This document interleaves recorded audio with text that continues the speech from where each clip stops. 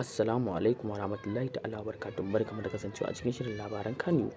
Fitacciyar jaruma wacce ta ƙware a cikin harkar fim, wacce kuma take buga cikin shirin labari na wato kenan jaruma Laila ta cikin shirin labari na ta fito duniya ta faɗa wa duniya akan tana neman aure.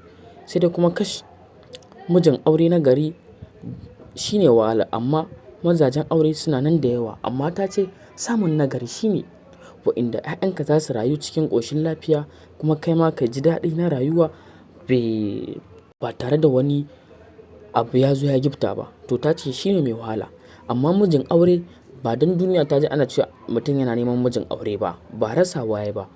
To abin da take nufi, tana neman mijin aure na gari wanda zai kula mata da 'ya'yanta da kula mata da duk wani abu da ya dace ya kula da shi. Amma ta ce mijin aure suna nan ratatarta, sai wanda ka ga damar zaɓa. To amma na garin shine dan a ciki sai ka zaɓi marasa fasa gurbi kusan a cikin 100% sai ga 99% su ne fasa gurbi. Mai kyan guda ɗaya za ka tsinta a ciki. Wani zai so ka ne ba don halinka ba, wani don kyanka, wani don menene, wani don kuɗinka. Gashi nan dai ya kakkasu.